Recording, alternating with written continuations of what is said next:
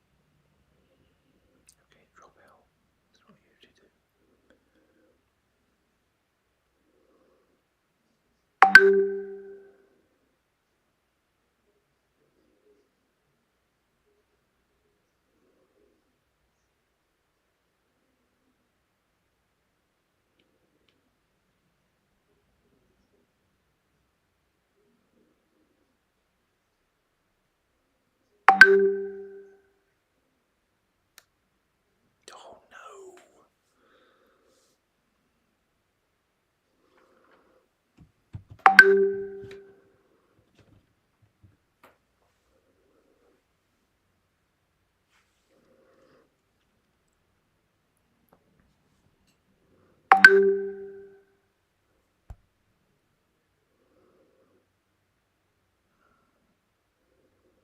I don't want this.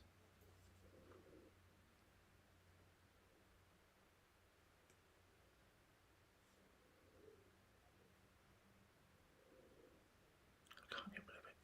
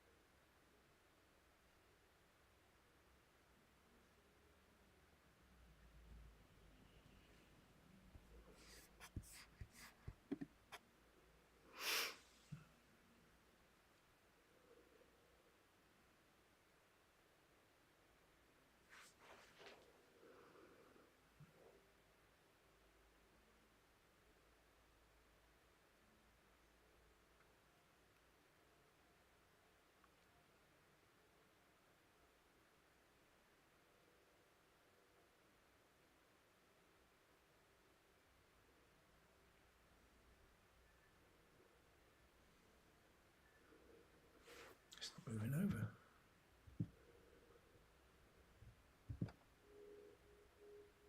So what's up here?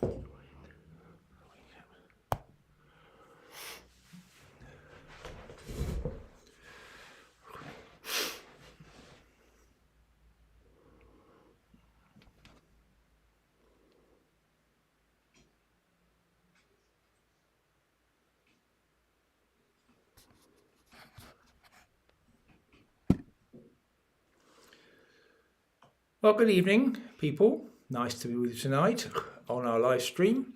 And we are going to be looking at healing together in the next half an hour. So this is session 1. Welcome, Val. And we will see what the Lord can teach us. So let's just wait until I'm sure. Yes, all is well. So, good. Okay, I can now turn my sound off. As you know, we've had some sound problems, so I've been running it for a while. So now we know we're there. So this is session 1. Welcome, Val. So good. Always a problem, isn't it, with live streaming? You just wonder what's happening. Is anything happening? Are people there? Is our sound working? Is our everything? Anyway, I can see on my monitors here that we are there. So we're going to look at healing over 2 weeks, and at the end of the second week we'll have a time of prayer together. So that's my plan. Healing. So much confusion in this simple area, and yet it's vital to the work of the church, and it's vital to us as a mission. We are very keen to develop the healing ministry. All our WhatsApp channels are committed to it. All our live streams are committed to it. We are praying for each other. Mary prays for me every day for different things that are wrong or need healing, and I pray for her. It's the way we do it, and it's so essential. And here's the joy as we begin. Why would I want to stay unhealed? If I need some medicine, I go to the doctor. And if I need some healing, I go to him and the Lord. Both are available for my healing. I wouldn't hesitate to go to the doctors, so why would I hesitate to come to the Lord for prayer? So that's my background. I am not in any way, I do believe in it. We have a wonderful medical support in this land. I praise God for it. God heals in whichever way he wishes. Sometimes he heals directly, sometimes he heals through medicine, sometimes he does both. So we can ignore that discussion. And let's try and put healing in some sensible framework. Here are the questions. Number 1, why does the Lord heal? Why does the Lord heal? It's a question we have to ask. Why doesn't he just leave us to get on with it? Why not just say, well, I've given you your life, I've given you the planet, everything you need, get on with it. No, we have to ask, first of all, as we think about healing, why does the Lord heal? And once we know that, we'll have much more confidence in coming to the cross. So let's see what he has to say. Number 1, Isaiah 53:4. Surely he took up our infirmities and carried our sorrows. But a better translation of that from the original Hebrew is, he took our sicknesses and carried our sorrows. He took our pain, physical and mental, and carried our sorrows to the cross. Now, the word infirmities has stopped us seeing the wonder of this verse. The Lord, according to the Hebrew text, the Lord took our pain, our sorrow, and our sicknesses to the cross, as well as our sinful failure and need for forgiveness and new beginnings. This is why he heals, because it's part of his calling. Why do doctors practice medicine? Why do teachers teach? Why do pilots fly? Because it's part of their life experience. Why does Jesus heal? Because it's part of the cross. Healing is part of the redemption that was carried out on the cross. Once you see healing in that framework, it looks very different. It's not an also-ran, an add-on, something that's a good idea, well, we'll do a bit of healing then, or we won't, it doesn't really matter. If we're going to accept the cross as our salvation, that salvation is physical as well as spiritual. Of that, the scriptures are quite clear. Lots of churches seem to want to bring people to Christ. That's part of the gospel. They should also be healing them. That is also part of the gospel. That's my position anyway. That's where I've been all my working life. And I started like this. I was 54 years ago now, I was a curate, a young curate, and the vicar came in and he said, I think we should he'd been reading some stuff, we should have a healing service. Oh, I don't know about that. I'm not sure about that. He says, okay, you needn't worry, I'll do it. Okay, good. So, having announced it all, the first Sunday comes round, and we're going to do this in our community. I can't remember. We're going to do it at the communion rail anyway. And a few people came up and we moved along together and he prayed for them. And it's not too bad, is it? They were very easy things, a bad head or, I thought, perhaps this is all right then. I don't know. I was just so unsure. Once a month, next month it came up and we did the same thing and a few people came up and I went along with him and he did the praying and I thought, well, it's not too bad. I mean, nothing can go wrong here, praying for a shoulder or something, that's fine, okay. Next month, he was going to be away. So he said, there won't be a healing service, don't worry, I've cancelled it, so you don't have to worry. Good, because I still wasn't sure. The Sunday night, the organist came and he said, I've got a damaged finger. Is there a healing service tonight? Because I need it to be prayed for. And I thought, well, I can manage a finger. It's not too bad, is it? That'd be all right, try that. I thought, yes, there is. Didn't say it too loud. Made the invitation. People come up. He came. This woman came. I said, what is it? What would you like me to pray for? I don't always ask that, but I did that night. She said, I've got secondary cancer. I mean, I could have fallen over. What am I going to do? Okay, what am I going to do now? I can't say, that's not on our list. So I prayed for her. And I said, Lord, I was praying, Lord, honest, I'm doing the best I can, but I find this so hard to believe. 3 months later, she came to see me. She said, I went for my scans the next week, and they couldn't find the tumour. And so they said, the machine is malfunctioning. Come back next week. I went back next week. They took the pictures again. They couldn't find the tumour. They said, it's still not fixed. Come back next week. I came back next week. They still couldn't find the tumour. And they said, and before they could say, I said, God has healed me. And he had. And she lived for many more years after that. And that really fired up my understanding of healing. It didn't matter whether it was a finger or a cancer. All I had to do was be God's agent and pray for this person because it's what he wanted, because it's part of his salvation, part of his sacrifice. That really it fired me up to pray. I've been doing it ever since. And I came to realise it's God's work and it's what he wants. He wants me to pray. He wants the church to pray for healing. It's part of his, I don't want to be cheap here, but it's part of his contract. He took our sicknesses and carried our sorrows. And I think sometimes he can't understand why we don't ask him. Well, first of all, we might look at that next week. But on this week, we've got to come understand the tremendous desire of God to heal. Once you've got hold of that, Nothing will stop you. So that's the first one. It's part of his contract, not trying to be cheap there, but you understand what I'm saying. Here's the second one.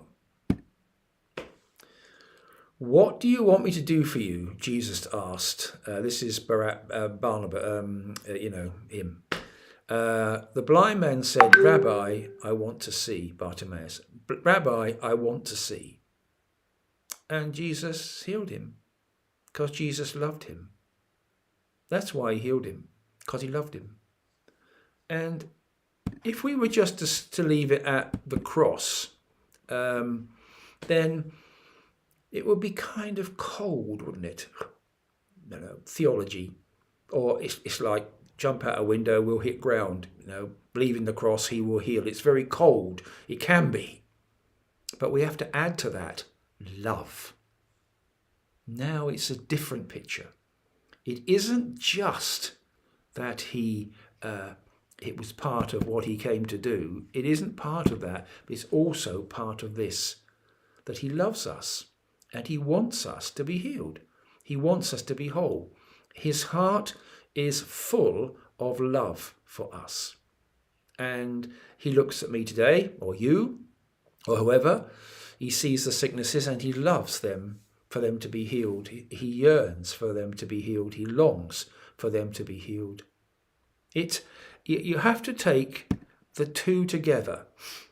That's what I've come to understand. God will heal because that's what he went to the cross for. Good, that's good. But if we leave it at that, it's a bit cold. God will heal because he loves us. Now, if you've got a child and it's sick, as a parent, you just want it to be healed. And we've all done all sorts of things, sat up all night or gone and banged on the door of the doctor or gone to A&E and insisted and pushed and shoved or whatever, and then stood by the bed and asked the doctor this, and because we long for our children to be healed. It's an instinctive parental thing. It burns in the heart of parents to want to see their children well. And that same fire is in the heart of God. It's part of his sacrifice, but it's part of his heart. Now, when you see it like that, I think that's really beautiful. I think that's very beautiful. That makes healing such a beautiful experience. Whenever I'm praying for healing, I'm moving into the love of God. It's love for this person. I don't think about the cross side. I know it's true, but I don't think about it. It's the love that motivates me. You would really heal this person, you who have to run the universe, and they've come because they got earache. You really want to have the time for this? Answer, yes. That's very moving, isn't it? I find talking about healing moving. I find praying for healing moving. And that is where I am. That you really now know all I know. I know it happens because it's part of the deal, but it gives me a chance to move into the love of God. And when I'm praying for people, that's what I'm feeling. Now, there are certain other things we have to consider, and we'll consider them next week. But for me, that's the heart. But there is a third thing this week that I think we need to pop in, and this that healing builds faith. Jesus said to Jairus, to the daughter, your faith has healed you. Go in peace. It's the woman, taken with crept up on the crowd. You remember on him because she had a bleeding sickness, and she crept up and touched him. And at the end of that story, Jesus says, "Daughter, your faith has healed you. Go in peace and be freed from your suffering." Healing encourages the church. I suppose that's part of love, really, isn't it? My daughter's been over today, and with Jack, and we want to encourage them both, and encourage them and welcome them, and hope they build them up, and healing does the same. It encourages and builds the church.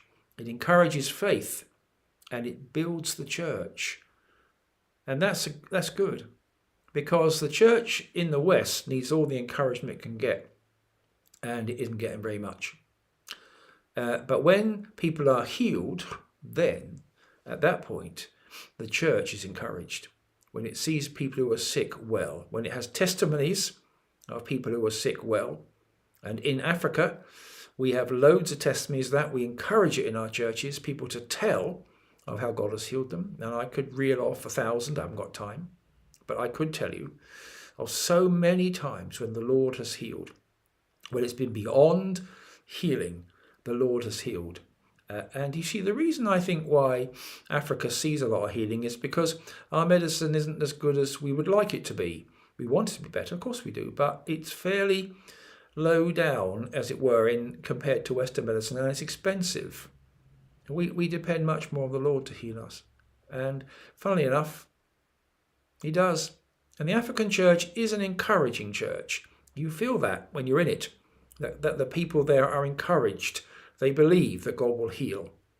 And so that's why the feeling in the church is so much stronger. We all believe in it. There's no discussion. No one's discussed it.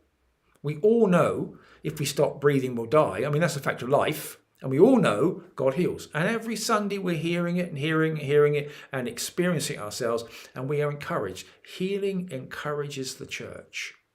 Now, that's not quite at the same level as the other two. The other two are really important ones, but they're not to be ignored.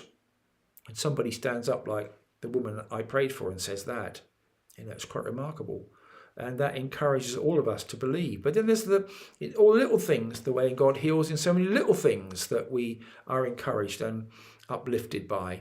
And these things encourage the church. Your healing encourages the church. And that's why God has given it to us.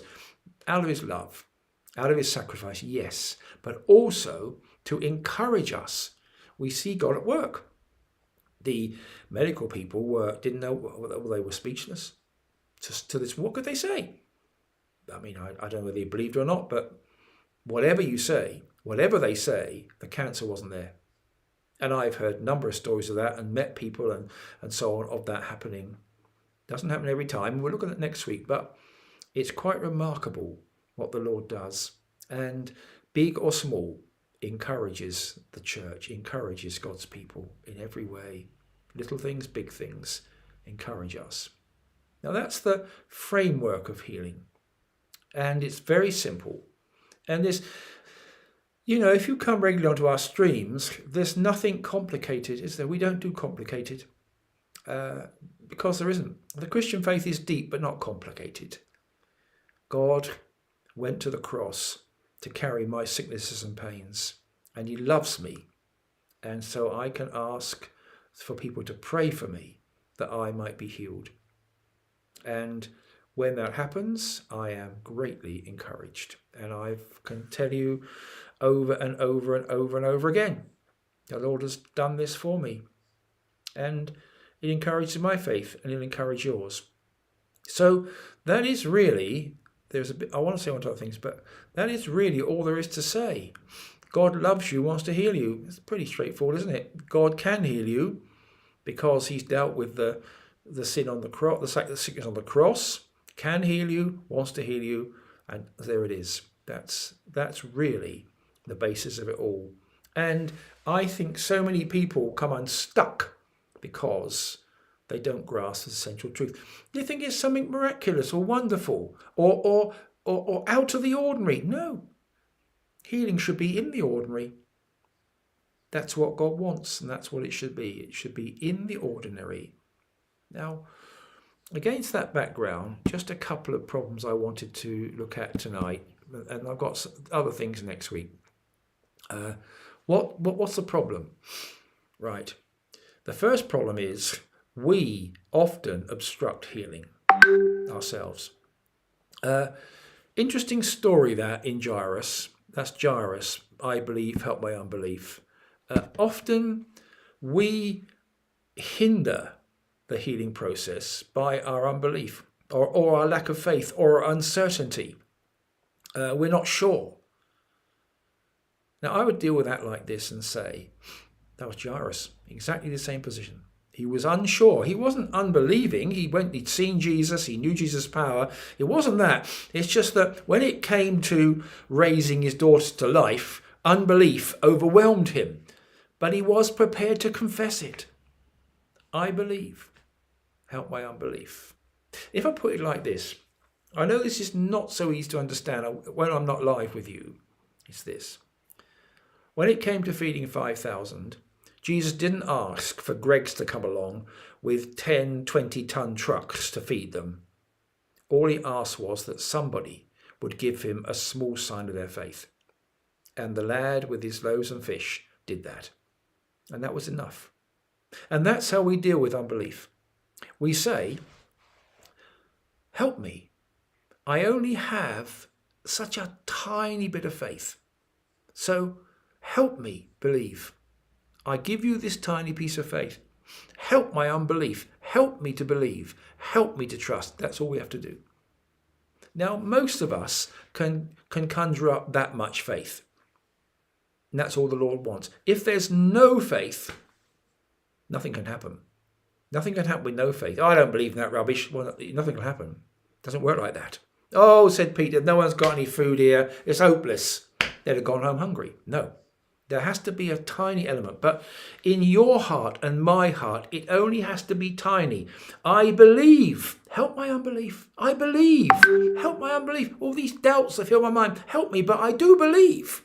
I bring you one bread roll, or bread bun, as we say in the northeast. I bring you one little tiny piece of bread. It's all I have. I bring you one tiddly wiggly bit of faith. Help my unbelief. It's all I can give to you. Now that's the way to go about it, not the other way. Oh, well, I don't believe enough. It's hopeless. I'd like to believe a bit more, but I don't believe. I can't believe. And away you go. Jairus didn't do that. He said, I want to believe. I want to believe. Help me. And Jesus said, well, Jairus, bring me the tiniest little bit you have. That's all you have to bring. That's all you have to bring. The thing about the Lord is he's just ridiculous. He could never run a business. He'd give everything away. Or he'd make, you could buy a Mercedes car for 2p. He's just ridiculously generous. But you'd have to find the 2p. He only asks for the tiniest spot of faith. I believe, I think. I believe, well, I want to. I believe, I wish I could, I do believe, but I wish I could, that's enough. Look, Lord, it's all I have. It's not enough. I know it's not enough. I wish I had more, but I haven't. But I got this. I got this little tiny bit, and I'm going to put this bit in your hands. Otherwise, nothing will happen. We'll obstruct the healing. Now, that's not difficult to understand, because when it comes to healing, especially if you're early on in it, you feel like that. Praying for a woman with secondary cancer, I was absolutely stuck. I didn't have faith for that. I didn't have much faith for the organist's finger, really, but I could manage that. But I'm hopelessly lost here. I'm praying for her, and I'm saying to the Lord, look, please. Okay, Lord, I know you can do anything, but this is ridiculous. What am I going to do? Well, I know you could do it. It's not, the problem isn't yours, it's mine, but I'll pray. That was me. What's going on? He said, okay, that's good, son. That's enough faith. She's got plenty. You're the one that's struggling, but you've just about got enough, haven't you? Yes, Lord. I believe. Help my unbelief. And that, I think, is so very key to healing. This is where most healing stumbles, I believe, is that those that want to be healed think like Jairus, I believe, help my unbelief. They have that in their mind. And once you've got that in your mind, you don't need that in your mind. I tell you what a better picture is when you're thinking about healing for yourself, or even doing it, is the 5 loaves and 2 fish. That's a better picture. Because he only wanted a little sign and he would feed 5,000. That's all he wanted, a little. Think about that. Can you bring 5 loaves and 2 fish faith? I can usually manage that in most circumstances. I often can't manage much more, but I can manage that. Most of us can manage that, and that's all the Lord asks. And of those who are doing the healing and those who are being healed, that's all he asks. I believe, help my unbelief. It's nonsense, isn't it? You think he'd say, well, secondary cancer, 50 quid. Finger, £5. Or, I'm not, rubbish, come to me for that sort of thing. You know what do we think of him? That's the God of another faith that I am not allowed to mention. But that's not our God. He is longing to heal. He is aching to heal. He's made provision to heal. He's ready to heal. All he looks for is the 5 loaves and 2 fish faith. That'll be enough. I can testify to you of the thousands and thousands of people I've seen healed at the healing service we do in Accra, in Ghana, at the healing services I've been to, and all of that is enough. Just that tiny bit of faith. I prayed one day. I prayed at the end of a meeting. Somebody here has a problem in their stomach. I believe the Lord will heal them. 5 years later, a person came up to me and said, do you remember praying a prayer for the healing of a stomach? Well, I didn't, of course. But I said, no. It was me, she said. It was fixed. Never a problem again. But of course not. See, just enough faith. Why? Oh dear, we have such a poor opinion of the Lord, don't we? He's standing there beside me today saying, son, how can I do for you? And I say, well, Lord, I've got this pain here and Mary's got this pain there. Right, he said, I'll get onto that. Do you believe I can fix it? Of course you can. Good. Then let's move on it. It's wonderful, isn't it? Teaching on healing is so easy. It's like falling off a log. It's like teaching how to eat or teaching how to sing. It's so easy. And one more problem, this one. This is another problem. Satan obstructs healing. The God of this age has blinded the minds of unbelievers so that they cannot see the light of the gospel of the glory of Christ, who is the image of God. Satan is obstructing healing all the time. And the way he does it is in the West. He challenges people with liberal thinking, people who are not Bible preaching or Bible believing. The liberal church doesn't believe in it. It can't be done. That's rubbish. And there's no miraculous. Or it's impossible. That's nonsense. Those Christians are just nothing. So on and so on. He gets into the mind that this cannot happen. And the Bible is quite clear. He blinds the eyes of people. He blinds them to the truth of the gospel. The church, the liberal church and the non-believing church, of which you've got plenty in this country, praise God, not in Ghana, but here we have, we'll just rule this out as being, the age of miracles is over. We don't do that anymore. Now that's past. That's just poof. That can't be done.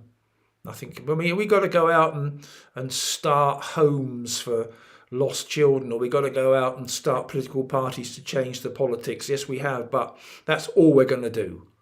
As far as healing is concerned, it doesn't ever figure in their thinking. The God of this world has blinded their eyes to what God can do. And I see it everywhere. And I've lost track of the number of people who have told me about they're sick, and I say, well, shall I pray for your healing? And they say no. Now, honest, in my profession, well, I'm asking all the time. I keep asking all the time. I never stop. And you'd be surprised at how many people say no. Don't want to be, Okay, well, stay sick. I mean, that's the alternative, isn't it? Stay sick. And it's astonishing that the eyes of so many are blinded by Satan, who doesn't want to see sickness healed because he knows what happens then, that the church grows stronger. He is out to destroy, and healing is such a big challenge to him that he hates it. So what does he do? He sows in the minds of the church that this is not possible, and that this is old-fashioned, or this is in the past. And that church has the ascendancy in this country. So plenty of the churches are teaching this and not doing this and losing sight. That's because so many churches are abandoning the Bible for their fundamental foundations of faith and are following another gospel, which isn't the one I personally go for. So once you lose touch with the Bible, can't be up our state, it's ridiculous. Once you lose touch with the Bible, then you make your own principles up. And in their book, healing isn't one of them. And Satan has won a great victory there. So there we are. Wonderful truths that the Lord has already signed off on healing by sacrifice, Isaiah 53, that his love is so great that he wants to heal, that healing encourages the church. So when you are healed, you can encourage the church. It's great, isn't it? Oppositions are faith. I can't believe it. Answer, 5 loaves and 2 fish, that's all you need. And the second is the satanic opposition to healing. And we just have to make sure that the more he opposes it, the more we do it. Next week, we'll look at how God heals and what particular ways God heals. And for those who are on the live stream next week, in the last 10 minutes, you can post names for healing and I'll pray for them. But only those who are on the live stream. I'll only take names from those who've come on the live stream. And you'll be able to post names in the last 10 minutes and we'll pray for them. You know, when we do Good Morning Mission, we always have a section at the end for names. Well, we'll do that next week so that we make this a very practical session of teaching on healing. Thank you to David yet again for making this work, and we do appreciate so much all you do for us. Thanks, everybody.